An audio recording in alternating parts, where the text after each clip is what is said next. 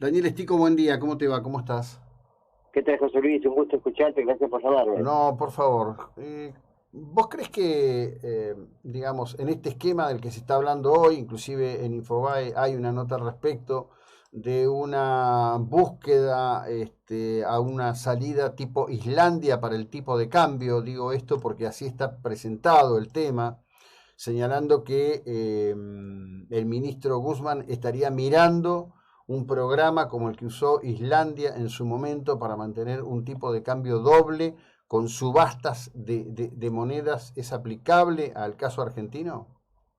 Eh, yo creo que bueno, en la Argentina primero lo que necesita antes de partir por el final es empezar por el principio, ¿no? Valga la perogrullada, pero la Argentina hoy tiene una serie de desequilibrios en lo económico, en lo social, en lo cultural, monumental, en el valor de la República, ¿no? Porque Ujú. fíjate, José Luis, que para no irnos a remontarnos a la situación hipercoyuntural, sino a 20 años atrás, cuando te acordás que Mm. se había dictado la ley de intangibilidad de los depósitos, o cuando previamente, 6 años antes, allá por el 94, 95, si mal no recuerdo, Mm. se había instituido el sistema de capitalización de ahorro voluntario, las AFJP. Viene un gobierno y casi por decreto o en un trámite express te tira todo por la borda, y donde había un peso, que todavía un dólar, te devolvieron pesos, hubo especificación asimétrica, el gobierno en un plumazo, porque tenía mayorías absolutas, logró terminar con las SFJP y se apropió de los ahorros privados, porque si vos querés cambiar el sistema, bueno, te volvés los ahorros a los privados y cambiar de régimen, pero y el Poder Judicial nunca intervino. Entonces, Ujú. tenemos una república de división de poderes para que se equilibren mutuamente, se controlen mutuamente, ejecutivo, legislativo y judicial, y en la Argentina pasan cosas y hay siempre un poder que mira para el costado. Entonces, estamos con un sistema totalmente desarticulado, que es lo primero que hay que volver a recuperar en Argentina para pensar en algo más de largo plazo. Después, el tema del tipo de cambio, esas cosas raras funcionan como salida siempre y cuando haya un plan sustentable, creíble y sólido, consolidado institucionalmente. Ahora se quiere reeditar el plan trienal de allá de los años 50 del general Perón, que también fracasó, porque los planes, para que tengan éxito de largo plazo, tienen que tener consenso institucional en serio. Y acá el gobierno quiere hacer en menos de 40 días un plan de largo plazo, hablarlo primeramente con el fondo para después presentarlo al Congreso, todo en trámite express antes del 10 de diciembre, o sea, antes de que se renueve las cámaras legislativas, con una composición tanto en Senado como en diputados, sobre todo en Senado, bien diferente a la actual. Entonces, el ministro Guzmán podrá ensayar políticas exitosas en otros países, si no arrancamos bien desde el principio, Ujú. está condenado al fracaso, ¿no? Ahí, antes de esta conversación contigo, estuve conversando con el intendente de Capitán Sarmiento, Javier Iguacel, que ganó con el 62% de los votos.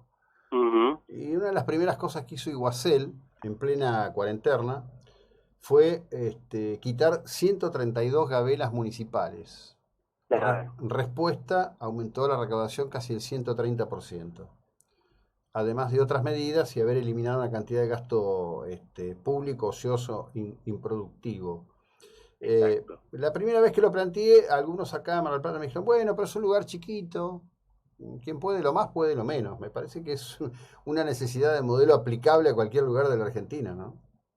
Pero claramente, José Luis, porque fíjate que con los desequilibrios de precios relativos, como dicen los economistas, que tiene Argentina, porque tenemos atrasos tarifarios, atraso salarial, atraso cambiario, atraso en leyes laborales que quedaron clavadas en los años 70, 80, y cuando el mundo se globalizó, se digitalizó, etcétera, es imposible removerlo si no pensamos en que siendo creativos. Y como vos bien decís, y podés el ejemplo de Iguacel, la Argentina necesita hoy rebalancear las tarifas. Ahora, rebalancear las tarifas para que no tenga el impacto que tuvo en el 2016-2018, que fue lo que después provocó la caída del gobierno del Cambiemos, porque hay gente que estaba acostumbrada a climatizar la pileta por el valor de lo que paga una familia normal para alimentarse en Argentina, genera distorsiones tremendas. Entonces, hoy, con un 40-45% de pobreza, con 50% de inflación, sin creación de empleo privado, el único empleo público, empleo que se crea es el público, etcétera.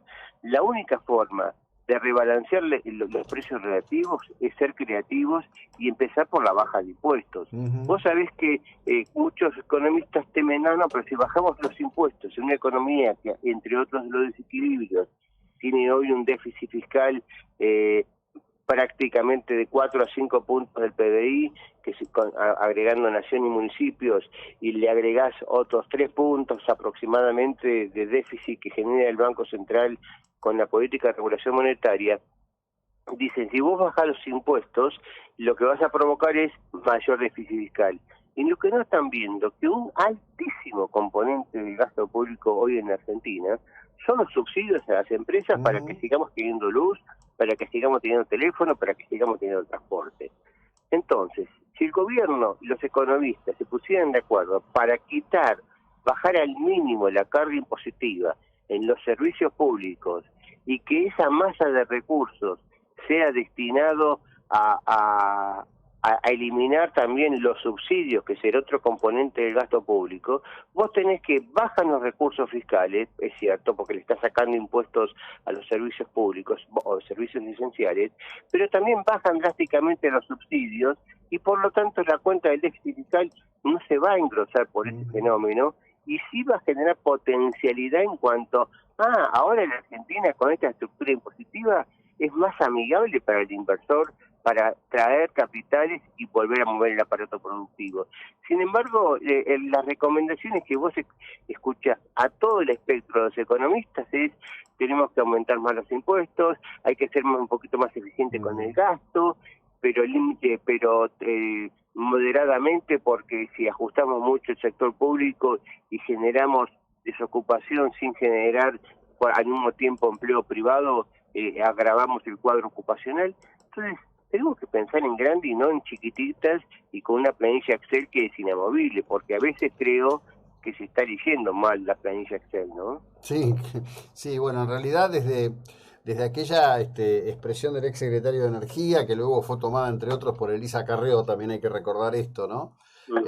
Subida a la queja de un sector de la clase media que gozaba de los subsidios del gobierno de Néstor y Cristina, ¿no? Exactamente. Entonces tenemos que ser racionales en la Argentina y saber que pertenecer tiene su precio. O sea, si yo quiero tener una Ferrari y tengo que generar recursos para poderla sostener, si yo porque me gané el PRODE o me gano un loto, me compro la Ferrari y después no tengo los recursos, capacidad de generar recursos corrientes para pagar el seguro, para alimentar el consumo de nafta, que en vez de consumir 10 litros cada 100 kilómetros te consume 50 litros cada 100 kilómetros, etcétera, y tengo un problema. Y en la Argentina tenemos este problema de que no miramos bien los indicadores. Fíjate, José Luis, que la semana pasada siempre en el tercer mes del año el INDEC acelera la difusión del índice de salarios para poder determinar el cálculo de cuánto va a ser el resultado final del aumento de las jubilaciones. Y el INDEC nos dijo que los salarios subieron 4% del sector privado en septiembre y que por eso en el año terminó aumentando 52%. Y eso es mentira. Claro. ¿Por qué? Porque la forma que están haciendo las cuentas no están midiendo que cómo determinan, por ejemplo, el CIPA, que es el famoso RIP, la remuneración promedio de los trabajadores privados estables. Toman la masa salarial que declaran las empresas y lo dividen por la cantidad de empleados que tienen las empresas. Ahora, no depuran esta ecuación de que las empresas, como el año pasado estábamos en pandemia, en una brutal crisis económica que había provocado caída del PBI trimestral en el segundo trimestre de más del 20%, que se implementaron planes de facilidades de pago que el sistema previsional no lo diferencia, lo pone como masa salarial registrada y declarada, pero que no son correspondientes a una masa que le está pagando al empleador más los costos laborales, sino que está incluyendo la cuota de la moratoria. Entonces, cuando usted es consciente de masa salarial sobre puestos de trabajo, te está dando que el ingreso medio está aumentando a un ritmo superior a la inflación. Y eso no es cierto. El promedio de la economía, yo creo que de los salarios estaría aumentando este año a un ritmo del 40% con toda la furia, con excepciones, camioneros, tal vez bancarios, Sí. sectores muy contados con los dedos de una mano, pero el promedio de la economía está con deterioro de ingresos. Claro, De lo contrario, pero ahí claro, permitime, hago este asterisco. Vos nombraste camioneros y bancarios, ¿no? Yo uh-huh. aquí voy a hacer la ablución que hacen todos. Nadie quiere que la gente gane mal, muy bien por ellos lo que ganan. Lo que ocurre que eso hace a la deformación final del precio del transporte en la Argentina, que encarece los productos exportables, entre otros, y los que pagamos, ¿no? Es decir, nosotros en Mar del Plata pagamos precios mucho más altos que los que se pagan en Capital Federal y puntos del conurbano, simplemente por el costo de transporte de flete, que es carísimo, y Exacto. pagamos una locura en servicios financieros que terminan haciendo que después uno o dos dirigentes luzcan como unos fenómenos para la plétora de sus conducidos, ¿no? Claro, no, por eso digo, yo creo que bienvenido, y la Argentina necesita y puede, tiene condiciones para, haciendo las cosas bien, aspirar a pagar el doble de salario, a tener una economía mucho más saludable, mucho más confortable y pulverizar los índices de pobreza que están en el 40-45% y reducirlo a la mínima expresión. Tenemos todos los recursos naturales, humanos, pero no tenemos la capacidad técnica para ponerla en valor. Y lo que está distorsionando todo eso es la maraña de impuestos que, como vos bien decías, y la prueba de Guasel viene muy bien, de que no puede ser que tenga 162 gabelas, no puede ser que en la Argentina haya 167 impuestos entre nación, provincia y municipios. Y no puede ser que el único empleador en la Argentina, con crisis o sin crisis, sea el sector público, porque al sector público lo financia el sector privado. Entonces, cuanto más pesada es la mochila que tiene que solventar el sector privado, más difícil será salir. Fíjate vos, José Luis, que la semana pasada yo hacía una nota en Infobae, un poco porque un tema de campaña que estuvo bollando, pero que poco le daban bola, era que la cantidad de personas en Argentina que tienen potencial de ir al mercado de trabajo y no va. ¿Qué es la tasa de participación? ¿Qué porcentaje de la población va y se ofrece para trabajar en el mercado de trabajo comparada con el promedio mundial, con el resto de las economías?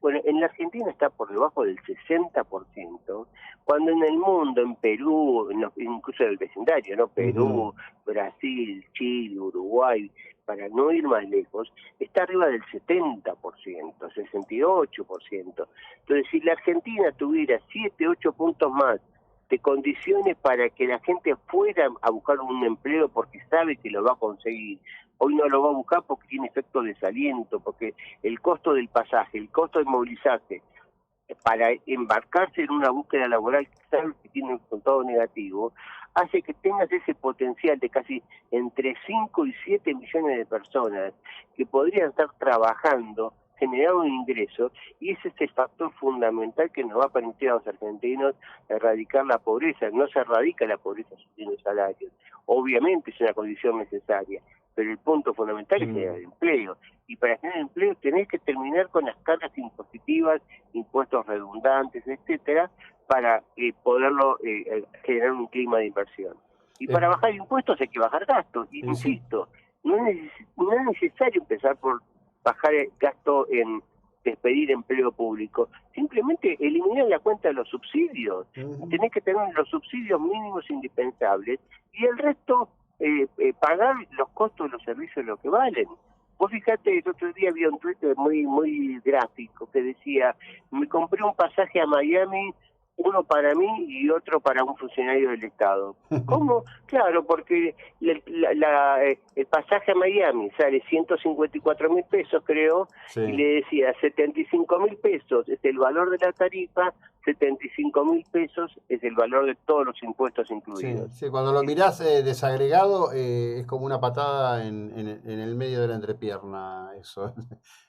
Claro, porque lo mismo pasa cuando, si hacemos la comparación de cuánto estás pagando en una gaseosa, En cuánto estás cualquier cosa. pagando en el kilo de carne, cuánto estás pagando en el servicio de la medicina prepaga, en cualquier indicador que tome de la canasta familiar y de la canasta empresaria, de consumo, sea un insumo, etcétera, vos pagás 100, pero resulta que 50 son para vos, 50 son para el Estado. Sí, es Y así.